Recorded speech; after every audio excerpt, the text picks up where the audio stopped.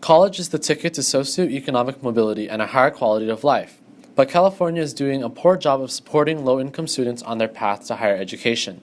Low SES students have lower college attendance rates, as well as lower retention and graduation rates. This graph shows the average weekly income of people with different levels of education separated by income percentiles. Today, it is increasingly difficult to find gainful employment without a degree, and those who do graduate from college earn significantly more than those who only have a high school degree.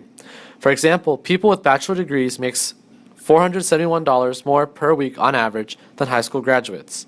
Providing free community college in California would help close the wealth gap by providing low-income students with better job opportunities. Many college administrators, students, and taxpayers support a legislative policy that provides up to 3 years of free community college for graduating high school seniors. As you can see in this graph, there is an underrepresentation of low SES populations among people who enroll in a 2-year or 4-year college. 50% of students who drop out of college cite needing to work as a deciding factor. Most community college students take more than 2 years to obtain their AA. They are often unable to dedicate the amount of time necessary to graduate in 2 years due to them having to work to support themselves. In October of 2017, Governor Jerry Brown signed ED50 into law.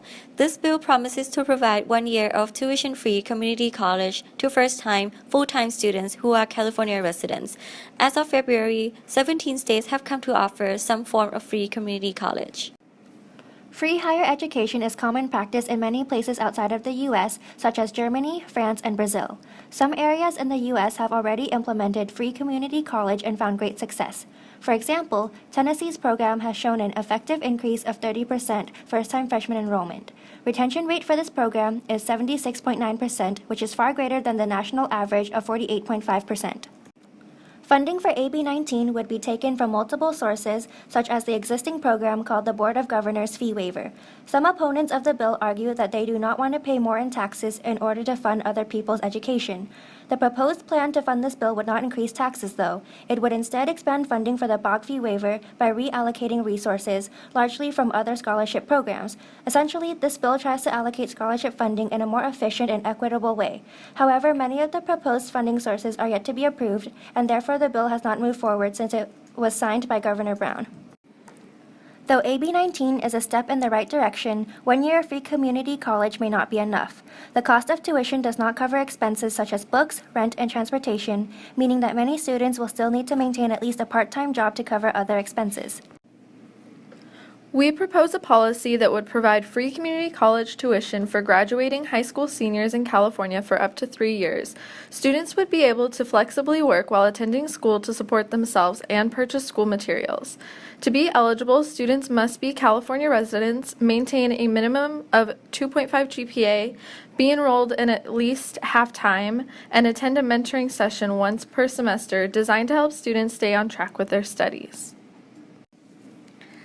Stakeholders in the higher education reform aspect can be sorted into 3 categories. The high interest group represents the group of people who work as resource allocators for the community college, such as community college administrators. The medium interest group are people who are directly affected by the policy, such as students and administrative staff.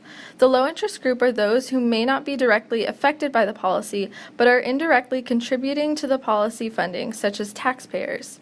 Many stakeholders may be wary of this policy because they do not want to pay for students who are not dedicated to their education. Here we have a few words from a local student and taxpayer. How would this policy have affected you had it been in place when you graduated high school? One of the reasons why I joined the Marine Corps was because I wanted financial stability and security. And if community college had been freely available to me without any kind of expense involved, I feel like I would have been more able to take advantage of that opportunity. A majority of Americans say they would support a plan to make tuition at public colleges free. According to a poll by Bankrate, 63% of Americans support such a proposal. Even among Republicans, support is high. 47% of respondents who identified as Republican strongly or somewhat support free tuition. We are advocating for an expansion of ED50 that would allow students to attend community college tuition-free for up to 3 years. We believe that this would address the graduation gap between low SES and high SES individuals, creating a more equitable society.